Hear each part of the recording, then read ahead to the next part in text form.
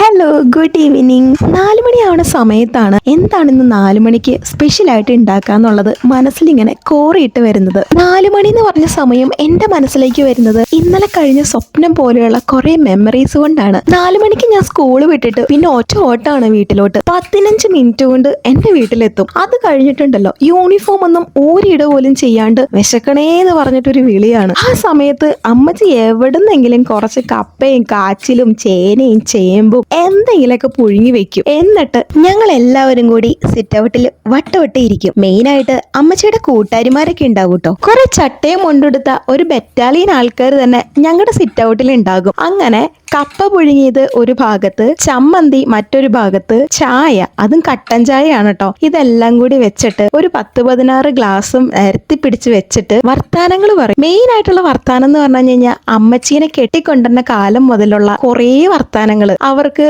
പരസ്പരം അറിയാവുന്ന അവരുടേതായിട്ടുള്ള ലോകത്തേക്ക് നമ്മളെയും കൊണ്ടുപോകും. അവര് പറയുന്ന പല കഥകളിലും അന്ധവിശ്വാസങ്ങളും വിശ്വാസങ്ങളൊക്കെ ഉൾപ്പെട്ട കുറേ കഥകളാണ് പറയുന്നത്. നമ്മളിപ്പോ കസിൻസ് ഒക്കെ കൂടുമ്പോൾ കൂടുതൽ സംസാരിക്കുന്ന ടോപ്പിക് എന്താ? അതെ, പ്രേതത്തിനെ കുറിച്ച്. സെയിം ടോപ്പിക് തന്നെയാണ് സംസാരിച്ച് പകുതി എത്തുമ്പോൾ ഇവർക്ക് പറയാനുള്ളത്. പണ്ട് പലരും പുതുപ്പണക്കാരായത് ജിന്നിനെ വെച്ചും ചാത്തൻ സേവ കൊണ്ടുമാണ് എന്നൊക്കെയാണ് അവിടെയുള്ളവര് പറയുന്നത്. പിന്നെ കണ്ണുകെട്ടി പൊട്ടക്കിണറ്റിലേക്ക് തള്ളിയിടുന്ന ഒരു ഭൂതമുണ്ട് ഈ കിണറിലെന്നും, കാലങ്കോഴി കൂവുമ്പോൾ വയറ്റിലുള്ള കുഞ്ഞ് ചാപിള്ളയായി പോകുന്നൊക്കെ കുറേ കഥകളൊക്കെ പറയുന്നത് ഞാൻ കേട്ടിട്ടുണ്ട്. പണ്ടത്തെ ആളുകളല്ലേ, ഒരുപാട് കഥകൾ പറയാനുണ്ടാകും. കുറേയൊക്കെ തള്ളായിരിക്കും, കുറേയൊക്കെ കേട്ടിരിക്കാനും പറ്റും. പേടിപ്പിക്കുന്ന കുറേ കാര്യങ്ങളെക്കുറിച്ച് ആ ഒരു സമയത്ത് ചർച്ച ചെയ്യുമായിരുന്നു. പേടിയോട് കൂടിയിട്ടാണെങ്കിലും ഇതെല്ലാം കേൾക്കാനായിട്ട് ഞാനും കാതോർത്തിരിക്കും. അതിന്റെ കൂടെ തന്നെ കോമഡിയും ട്രാജഡിയും എല്ലാം ഉണ്ട്. ശരിക്കും പറഞ്ഞാൽ ആ ഒരു നൊസ്റ്റു ഫീല് ഇപ്പൊന്നും ഇല്ല കേട്ടോ. ആ ഒരു ഫീൽ എന്ന് പറഞ്ഞാൽ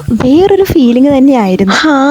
പെട്ടെന്ന് ഞാൻ കുറച്ച് നൊസ്റ്റു അടിച്ചു പോയി. പഴയ കാര്യങ്ങളെല്ലാം മിന്നി പറഞ്ഞ് തലയെക്കൂടെ ഓടിക്കളിക്കുന്ന പോലെ. അതുകൊണ്ടാണ് നിങ്ങളോടും പറഞ്ഞത്. ഇന്ന് നമുക്ക് കുറച്ച് ഗസ്റ്റ് വരുന്നുണ്ട്. അപ്പൊ അവർക്ക് വേണ്ടിയിട്ട് കുറച്ച് പഴംപൊരി ഉണ്ടാക്കാന്ന് വിചാരിച്ചു. എന്തായാലും റോബസ്റ്റ് പഴം മാത്രമേ ഇവിടെ കിട്ടുള്ളൂ. നാട്ടിലുള്ള റോബസ്റ്റ് പഴത്തിന്റെ ടേസ്റ്റ് ഒന്നും അല്ല കേട്ടോ ഇവിടെ കിട്ടുന്നതിന്. ഇവിടെ ഒരു വേറൊരു ടേസ്റ്റ് ആണ്. അതുകൊണ്ട് പഴംപൊരിയൊക്കെ ഉണ്ടാക്കാനായിട്ട് പറ്റും. ഞാൻ ആദ്യമേ ഉണ്ടാക്കി കഴിഞ്ഞപ്പോൾ നല്ല ടേസ്റ്റ് തോന്നി. അതുകൊണ്ടാണ് റിപ്പീറ്റ്ലി ഞാനിത് ഉണ്ടാക്കുന്നത്. നല്ല ടേസ്റ്റ് ഉണ്ട്. പഴംപൊരിയുടെ കൂടെ പാൽച്ചായം കൂടി ആകുമ്പോൾ അത് പൊളിക്കും.